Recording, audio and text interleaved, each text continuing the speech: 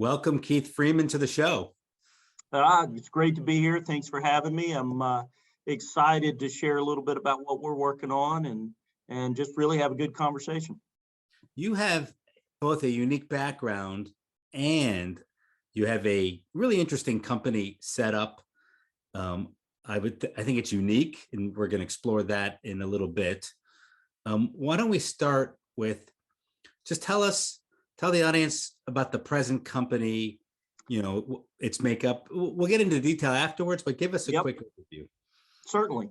So in 2019, I've spent 30 something years in the industry, really doing a lot of different pieces and parts of it, big companies, small companies. And I really noticed for many years here, the lawn care sector of our industry is really starting to age out. And some of the children don't necessarily want to run the companies. And we've got owners that have great businesses that they've built and needed a place to put those businesses and those teams where the legacy of those operations would continue forward.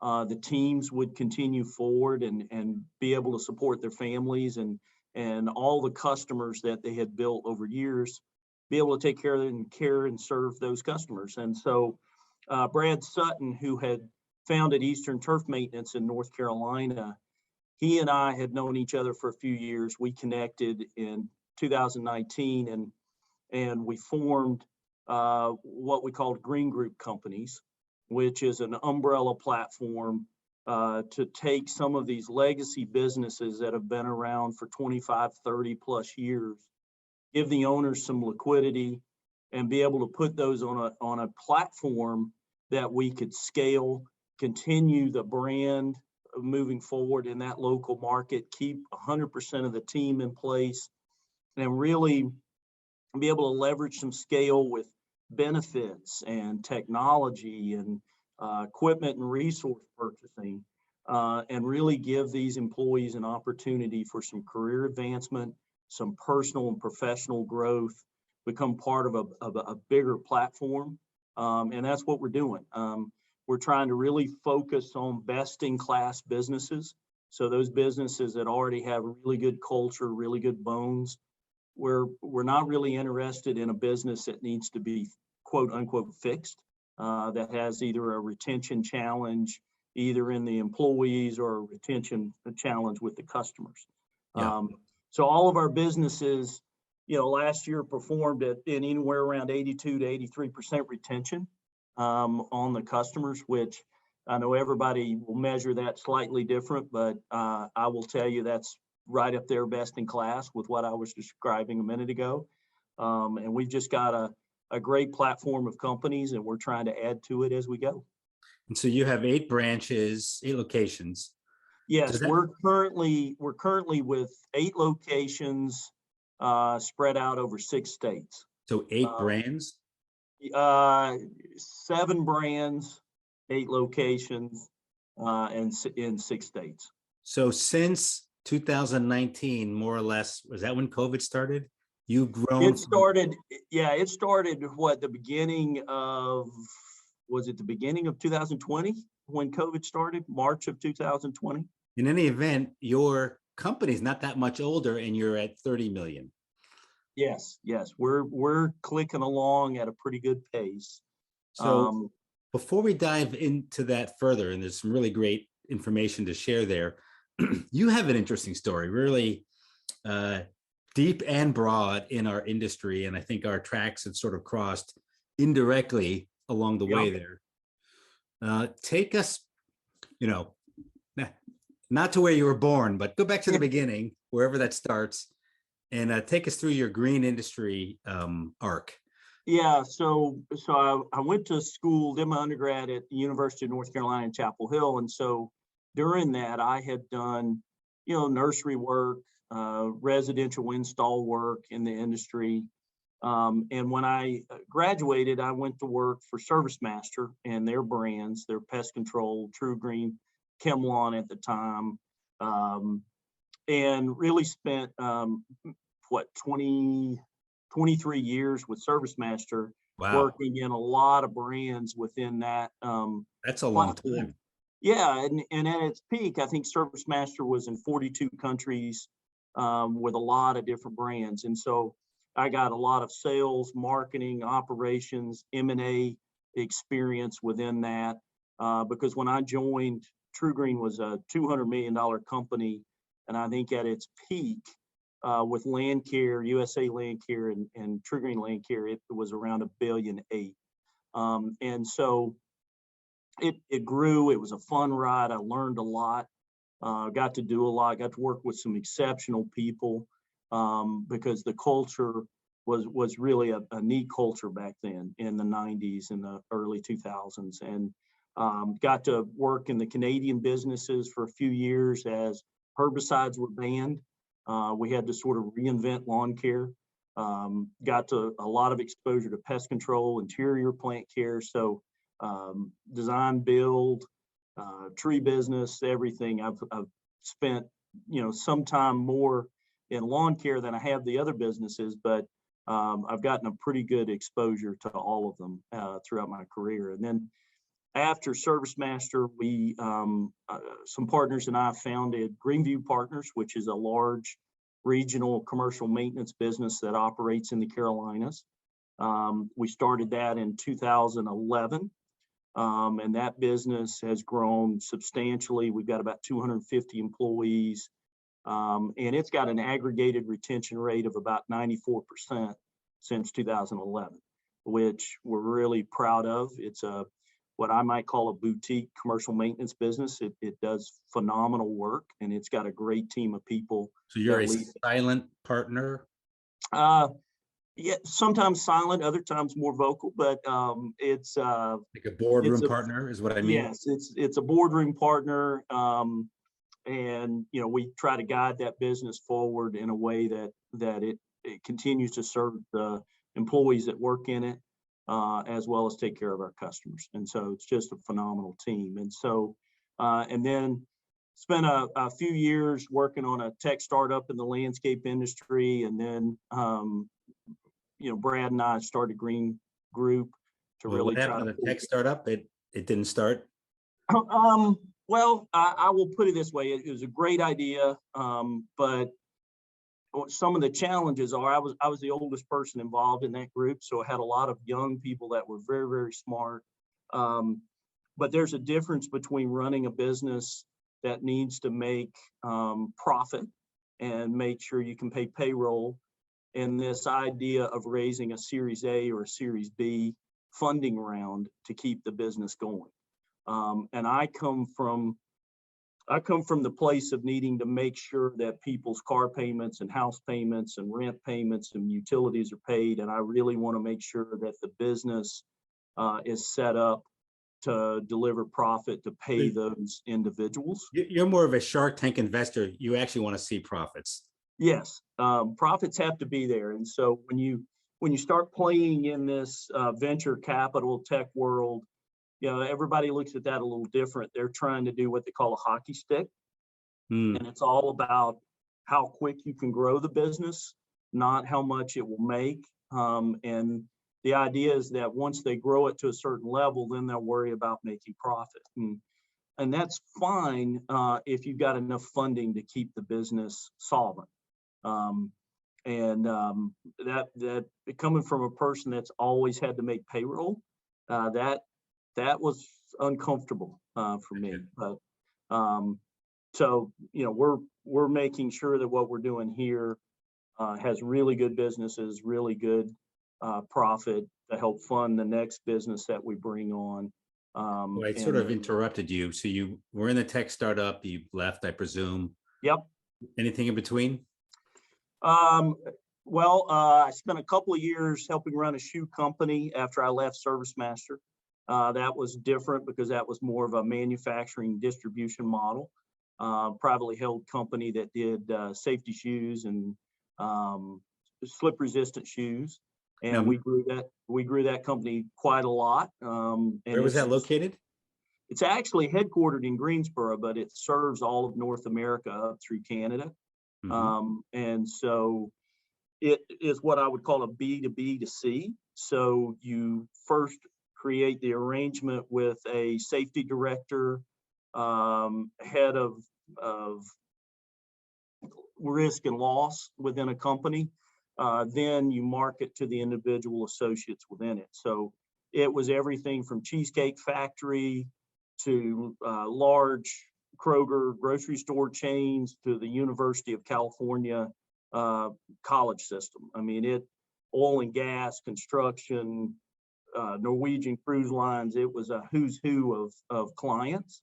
But then once you had the agreement with the company, it depended then how the individuals got their shoes. And it was a fleet of rolling shoe trucks that pulled up at plants and manufacturers like Campbell Soup, and then a lot of online sales through a myriad of websites and That's landing pretty. pages. Yeah. So it was really a good learning experience for me. I got to learn a lot about China and how most of what is sold in the U.S. is produced in China, and how the Chinese New Year disrupts the manufacturing flow. So it's interesting to me now to watch all these container ships sitting offshore and how that sort of plays out, because so much of our goods come from China. And it's just an interesting thing how over the last couple decades we've moved most of our manufacturing offshore. Well, that's a separate podcast. Yes. So, so are you still owner of the shoe company or part owner? No. I just worked there. And so I left there to really go into that tech startup. And then from the tech startup, we started Greenview Companies. So okay. I spent probably 3 years at the shoe company, got them pointed in a direction in terms of some of the marketing and some of the things we were doing. And they should surpass $100 million this year. So they've done really well and are still moving forward. And so then you had the idea with Eastern Turf Maintenance. I see their logo on your background there. How long was the discussion on keeping, an umbrella name versus keeping individual names? So it wasn't that long of a discussion. And for me, the part of it was, as I've spent years, doing some M&A and participating in that with different business owners. Most of the people in our industry sell one business once in their lifetime. They spend 25, 30 plus years building it. And so it's almost like a child. And so it's very emotional when they finally reach that transition point that they want to take some liquidity out and retire. Wow. So this is your secret weapon then? Well, I don't know that it's a secret weapon as much as it is an approach that's grounded in caring and realism, right? By secret weapon, I mean, it gives you, it's what you bring to the conversation and negotiation. Yes. And part of what we try to do, we're in our deal structure, several of the owners have kept some equity in the greater platform. They've taken some cash off the table for their retirement. Others, have fully retired. But we're trying to build each deal the way that the current owner would like to participate in it. Whether they want to stay and continue working, whether they want to fully retire, keep some equity, or take all their chips off the table. Everybody is on a different journey. But part of what we really want to understand is what is unique about their business. And then we try to make sure we amplify that.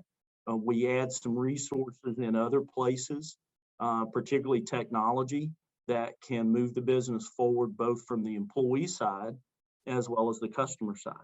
And I think we're doing a really nice job of doing that. We're completely cloud-based, and we do 100% digital customer acquisition. So we're sort of migrating the businesses more to where things are headed or where they're at today, and less about the old channels that everybody sort of relied on in the 80s and 90s to build their businesses. Wow, very good. I always tell my clients that you can't have too many variables going on in an equation. Like, I come from a math background a bit. Yep. You can't solve an equation that has too many variables, and so same in business. You can have a lot going on, but don't have too much going on. And I see when you said you don't buy a business that needs fixing, what you've done is you've removed those variables from the equation so that you can open up other kinds of variables, like we'll take uh, we'll do we'll do any kind of deal that needs to get done, right? We'll be flexible on that situation. We'll let them keep their brand, so we'll be flexible in that situation. um, but it really allows you, I'm just thinking out loud here, Mhm. to scale quickly, when you don't have to fix what you're picking up. You just have to work on the integration, which is hard Yes. enough on its own, I'm sure. It's exceptionally hard, particularly to do it well. And, we have not lost any of the employees in any of our integrations, which is part of one of the milestones that we really want to achieve. You have Um, not lost any employees? no, What does no. that And mean?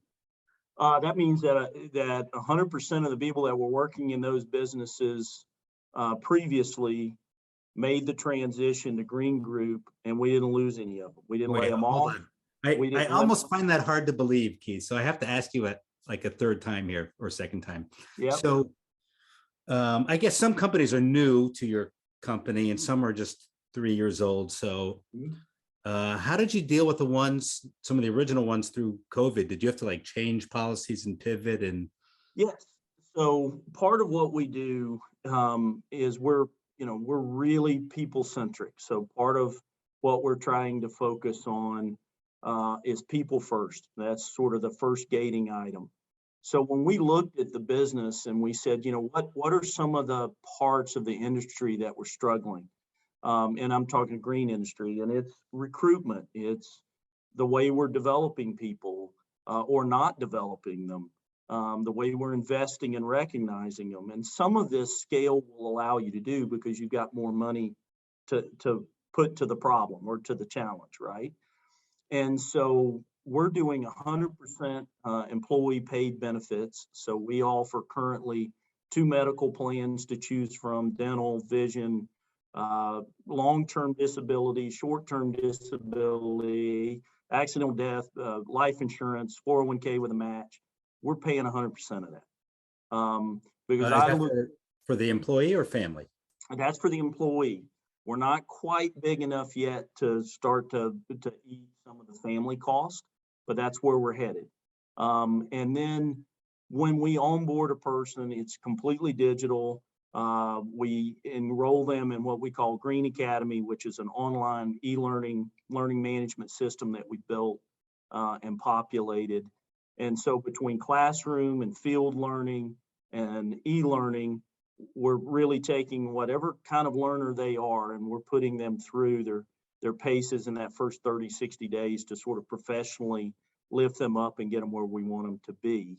And Yeah. then over time, we then put professional development plans in place to move somebody from the field to management, from management to a general manager, all kinds of different journeys that we're building in there to help develop our people that are on our team. And so part of this is all designed not to have somebody work for us, but to have somebody work with us, because we want them to stay part of us. So If when somebody sells you their company, basically what you're showing them is, here's how I would take your people and ultimately replace you.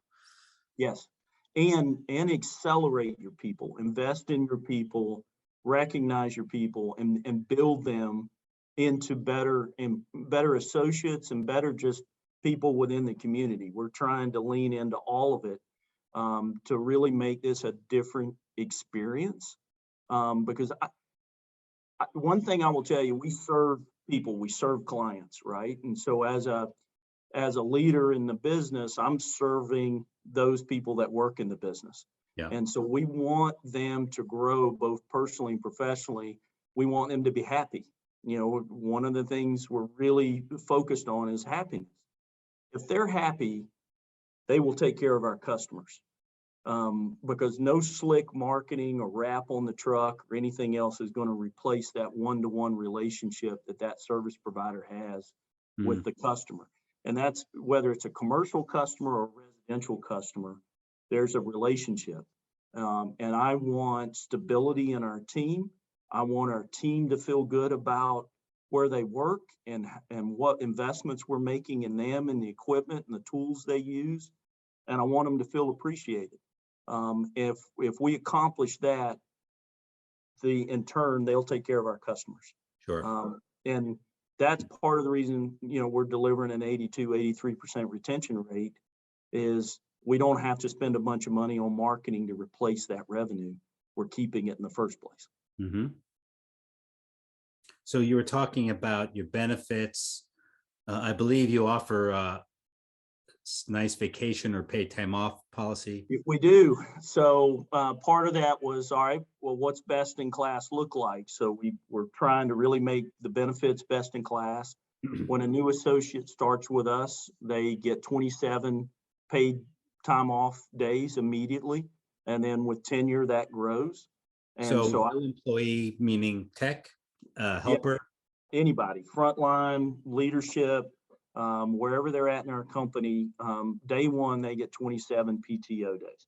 So, when I got my first job working in Europe, which is a whole separate story, yep. But I earned my MBA there and I got my first professional consulting.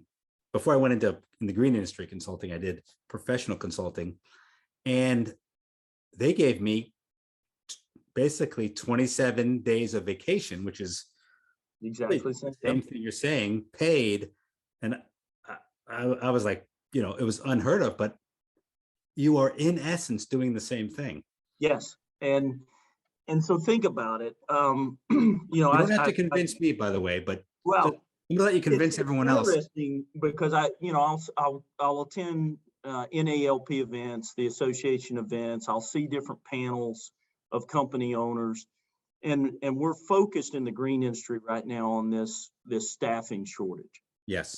And everybody is really focused on that. The H-2B caps that maintenance relies on so heavily, and if you look at it, part of what we're trying to really, or what we need to focus on, is our story, and some of the things that we invest in to enrich our team members. And I don't want benefits to be a stumbling block. I don't want paid time off to be a stumbling block. I don't want training or investment in them to be a stumbling block. I want it to be an advantage. And so we're trying to create that advantage. Does that work better in the South than it does in the North, or vice versa, or is it the same? I think it's the same, but part of the challenge I think the industry has is we typically do seasonal layoffs in some of the businesses, whether it's lawn care or maintenance. So our Colorado Springs business, we don't lay anybody off. Part of what we're doing right now as we bring a business on is we're solving the math problem to not lay them off. Yeah. Because every time you lay those people off, or a percentage of your team, you then have to go through all the trouble of bringing them back. Sure. Or finding new people to replace them and then training them up to be able to do the quality work. And so in Colorado Springs, what's going on? What do you do, or what do they do? Well, right now they've been tuning some lawnmowers. They've been doing some projects around the building. They've been, working on equipment, but they're getting paid. And over time, more of their vacation in the winter.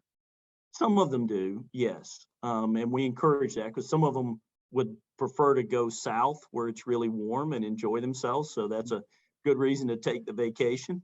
Okay. But as we work through this, and I won't say we have it down yet, but one of our key things is we're not going to lay anybody off seasonally. So I have to figure out with my team how we're going to make that profit and loss statement work. Some of that, I believe, will be through monthly billing. Similar to what happens in maintenance today.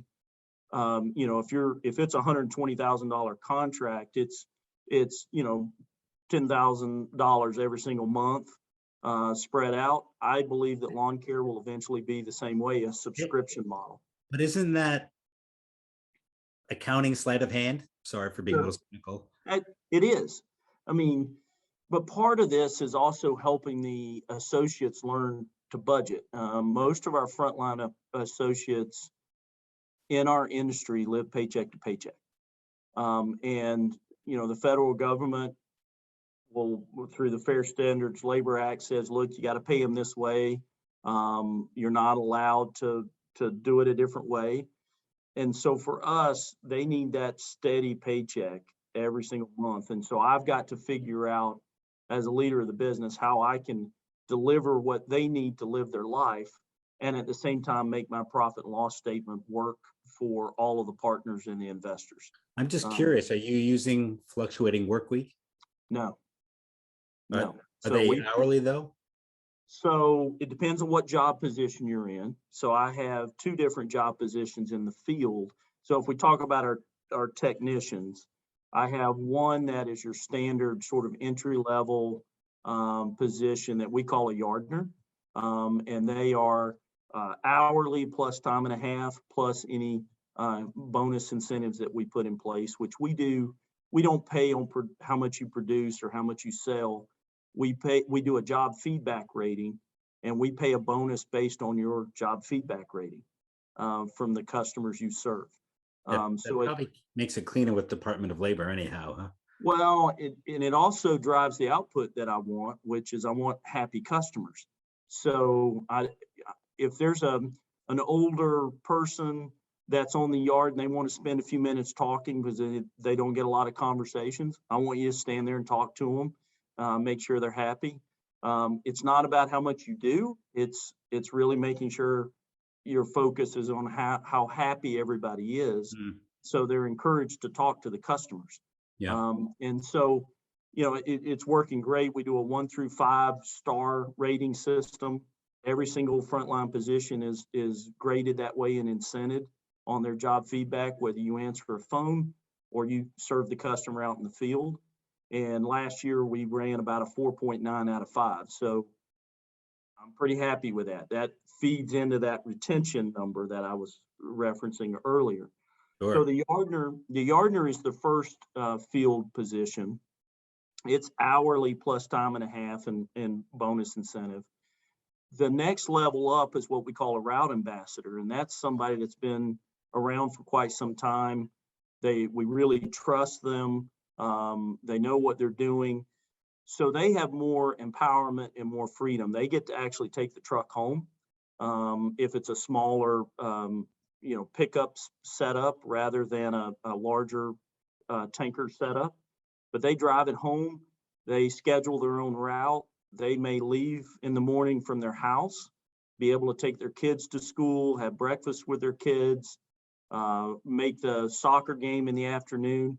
They control the schedule. They just have to complete, whatever the milestone or the standard is that we put in place to get that service window complete.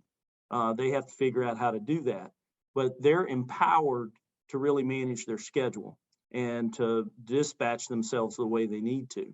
So when you think about work-life balance and how that all fits, that's a nice step up for somebody. It requires our leaders to maybe rethink the way they've managed in the past, because generationally, even me, I like to see all the trucks out of the yard by 7 a.m. It doesn't quite work that way in those positions. Those positions sort of stagger a little bit. As long as the end result is where you want it, it all works. So it requires a little bit more trust. And so those are two of the big delineations we've done in the field. And it's just to try to provide some freedom and some choice to the team members that are working. So the next level, that second level, is salary. Yes, it's salary. Still gets time and a half because that's, federal labor law, but it's salary. So if we're having 3 days of rain or 4 days of snow, they're still making the same amount of money The hourly employee, we either have to bring them in and find something for them to do, or they're not quite getting the full check that week because of the snow. And so it's that second position is still only managing themselves or a larger group? But they're only managing themselves. And then we step up into what we call field management. And we have some levels within that group between field management, and operations management. Gotcha. And then general manager. So you mentioned onboarding with your own online learning platform. Is that technical? Is it life skills? Is it management skills? What's the emphasis? All of that. It is all of that. So we're still building on it. We'll be curating that thing from now until we're all gone. But it has all of those elements. So everything from safety, diversity, some of your compliance things that we need to do, technical, how to rebuild a pump, how to the basics of a grass plant, different herbicides, weed controls, basic 15 trees and shrubs, irrigation, controllers, anything and everything. We've even got Christmas decor in there because we have a location that does Christmas decor.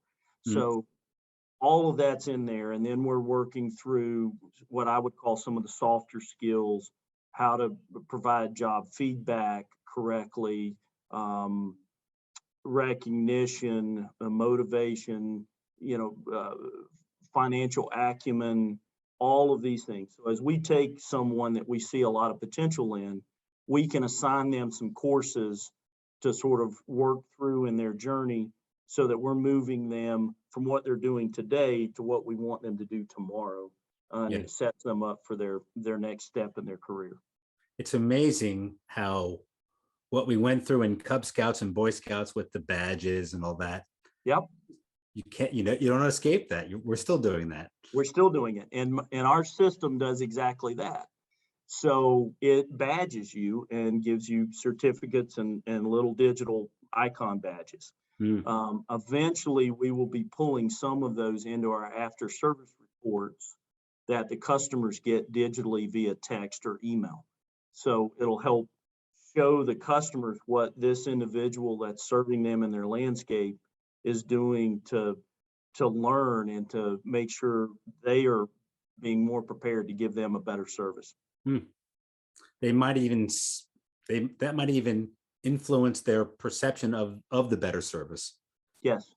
Well, it helps. It helps tell that customer who it is that's actually out there working on that landscape, what they've gone through to become professional at what they're doing, whether it's certified in irrigation, whether it's a pesticide license, whatever it may be that they've accomplished, both internally through our system and externally through the state and what the state offers. But it's just being able to show that to the customer so that the customer just feels better about who's out there working for them. Are these ideas that you've sort of picked up along the way from that tech company you mentioned and other companies? Yeah, some of it is stuff I've picked up along the way, or things that we've wanted to do and not the technology might not have been there to pull it off. And I'm still struggling with technology, as I think everybody is. Part of the challenge is getting data to talk to data in another silo. And so we're working through that right now to be able to make everything happen that I want to happen. We certainly did some of that at the tech company.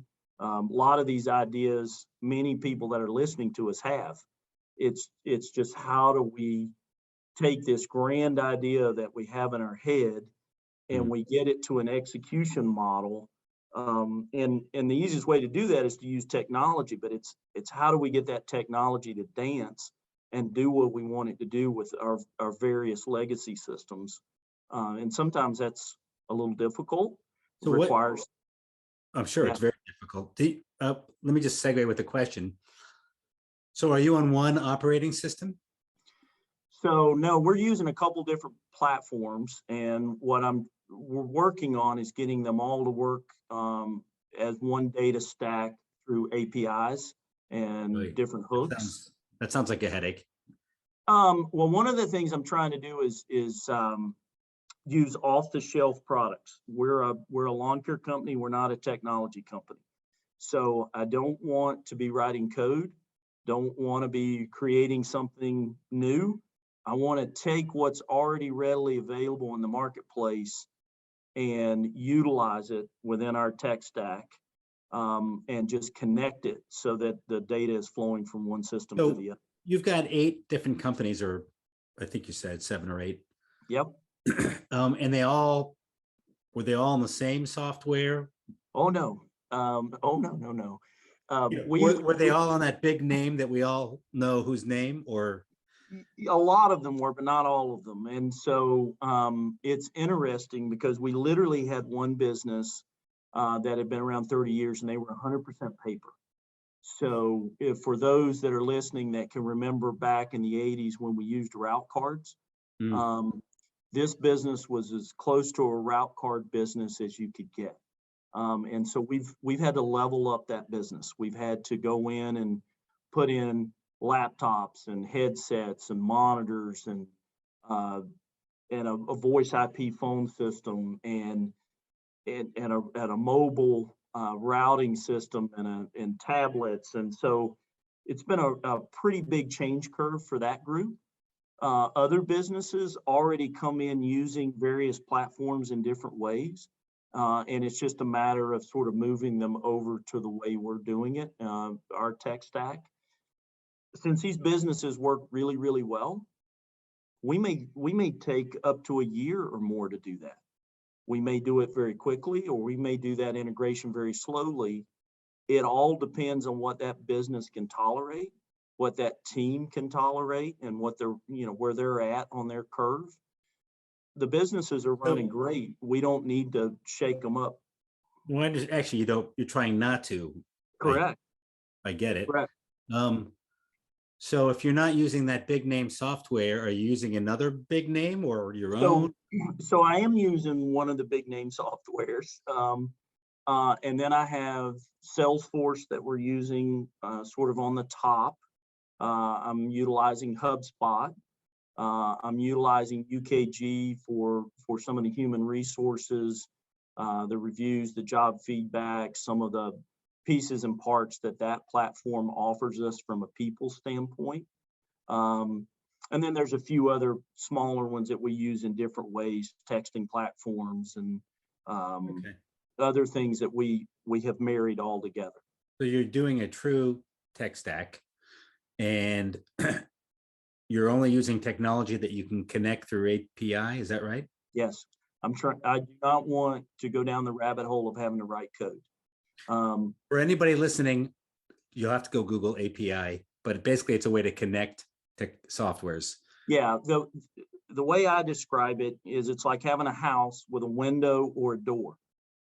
The API is the window or the door. So if I'm wanting to reach into the house and pull some data out, I need a way to get into that house to do that. And so I'm going to go through the window, or I'm going to go through the door, which is the API, extract the data and run the job to do whatever it is I'm wanting to do. Yeah. And so as we look at different pieces of the platform to put together, it has to have a real benefit either to our associates or to our customers.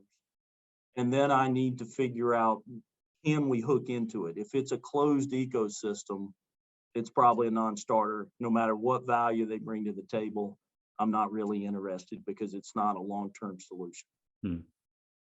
Wow, excellent. So different way of thinking about it. And part of this too is, I mentioned earlier about we're a digital customer acquisition is the way we're sort of moving this business forward. And customers are changing just like employees are changing. About 57% of our employees today are what you would call Gen Z or millennial. So they're very comfortable with an iPhone or a tablet. They want to register for their benefits. They want to communicate texting or through their devices. So we've got to build our systems to accommodate for that workforce. While at the same time, we still got baby boomers in our workforce that very much are pen and paper and shake your hand. But that same dynamic is happening with our customers. And whether you're in commercial or residential or both, the property managers tend to be in their 30s. Our customers now, millennials, are buying homes. At 9 o'clock at night, they're on the couch texting and they're wanting a response. They're wanting to buy something without ever talking to somebody. Listen, I changed doctors. I've only been here a couple of years in New Orleans, but I changed doctors because my new doctor's on a platform, on an app. Yep. I can talk to them through this. I can set appointments with other doctors just on my phone. It's all in this one app. They've done an amazing job. Great customer service. Hopefully the doctor service is just as good, but I literally switched because of that. Yeah. And so it's interesting because you'll hear businesses that say, well, we go out and we meet with the customer and we measure the property. That still has value. There are still prospects that want that interaction with someone. Yeah. But it is changing, and arguably 50+% of it is now more on the digital side. And that side is growing, and the meet you on the yard side is diminishing. And so our business has to be able to do both. And so some of the companies that join us are really, really good at one part of that. And so we're now opening them up to be able to do multiple ways of acquiring the customer or servicing the customer. And so the more and more of those processes and opportunities we can put in place for our associates as well as our customers is just going to benefit us. It's not about one way is better than the other. It's about having a myriad of ways that they can communicate with us and work with us, so that we're really striving for that happiness that we're after. I think you're doing a great job of getting ahead of the curve before somebody like Amazon comes in and figures out and does what you're doing. Well, and Amazon services is up on their platform for anybody that's listening to us that's looked at that or played in that space, which I have. Yeah. It's a little bit like the Wild Wild West. They haven't quite figured that recipe out yet. I'm sure at some point they will, but it's just not a focus right now. And it's a hard platform to participate in and it actually work in your P&L statement. It's probably small money for them since they've figured out Amazon Web Services. Yes. Yeah. AWS is very profitable for them. Oh, yeah. It's mind-blowingly huge. Speaking of huge revenue, I noticed you're around 30 million. How many total employees? So we're sitting, give or take a few, depending on the time of year, but we're about 167. So that's a great ratio of revenue per employee. Yes. We're working to enhance that even more. And so this gets back to, I think, where we're going to go in the industry on the lawn care niche in particular is this subscription model. And thinking about the value per customer. And you see businesses in our sector sort of doing that now, where they're doing monthly billing. They show up, they do what's best for that landscape. It could be a perimeter pest, tree shrub service, and a lawn care service all on the same visit. Rather than sending 3 trucks, they're doing it all in 1 truck. And it agronomically, horticulturally, it's fine. The reason we haven't done it that way in the past is because we didn't want to give the customer 3 invoices all at once.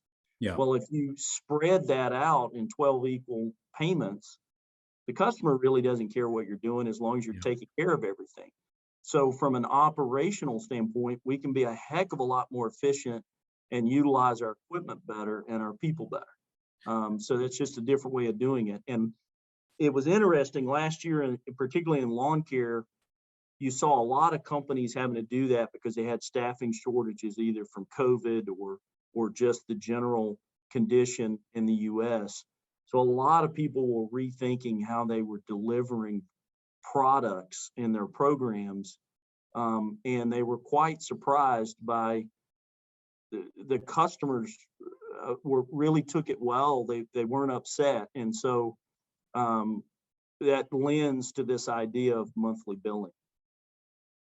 I think you have a conundrum. I'm just sitting here analyzing your business like like I'm sure you do when you see another business. Yep. I think you have a growth conundrum because you can grow in three distinct ways. And I'm going to ask you, and maybe you're going to grow in all three, but it's got to be a conundrum because you've got really too many opportunities. It looks like you can buy more companies. You can take a company and start building branches from it. So like sub pods. Yep. But you could also take your 30 million in revenue and, attach another 60 million in other services. Yes. Sell those clients. Hard to do all three at once. And so are you aiming for all three, or what's the goal? So, you mentioned earlier about, I forget how you said it, but it was, you need a couple, 2 or 3 things to focus on. Sure.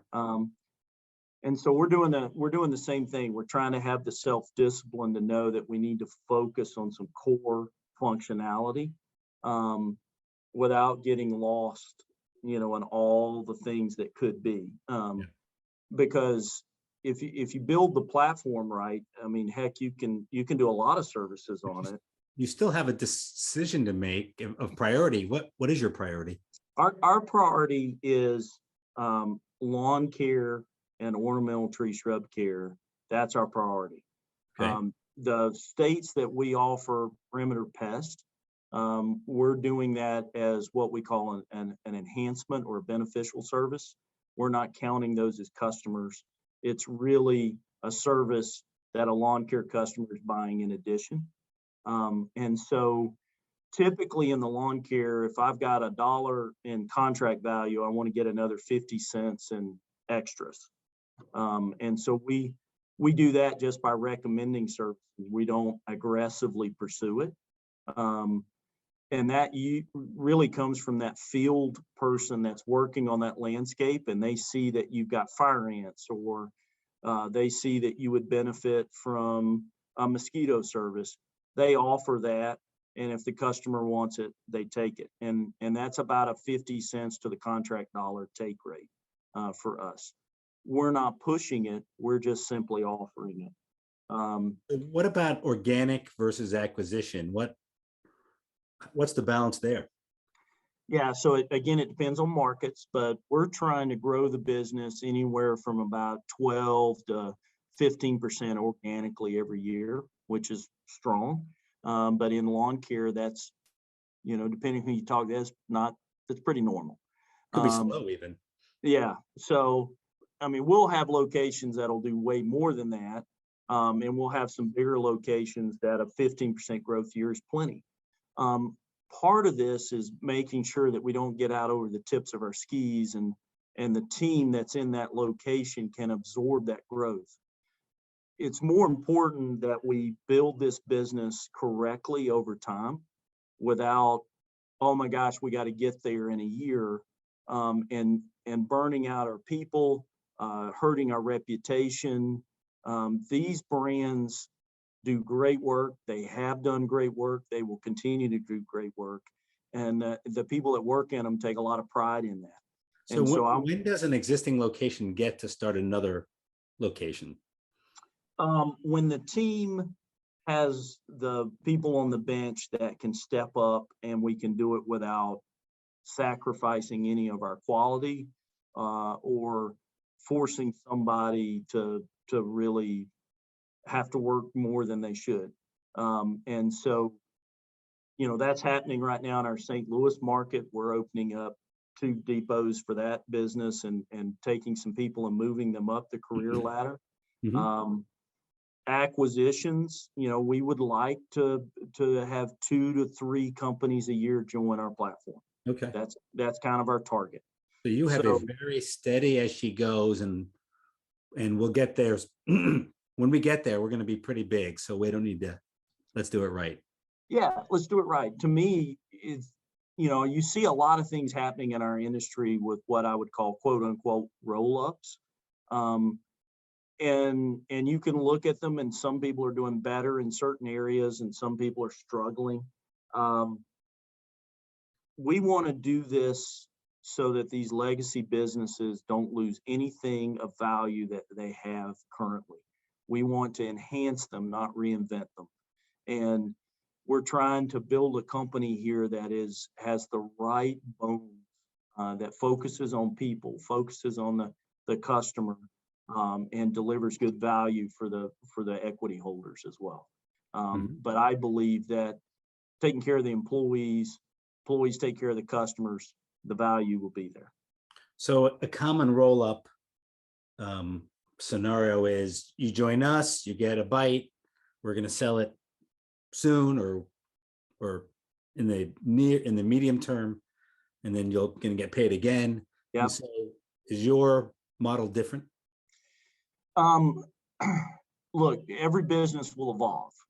At some point, I'm going to retire, and the leaders that are working with me that are younger will be running this business moving forward.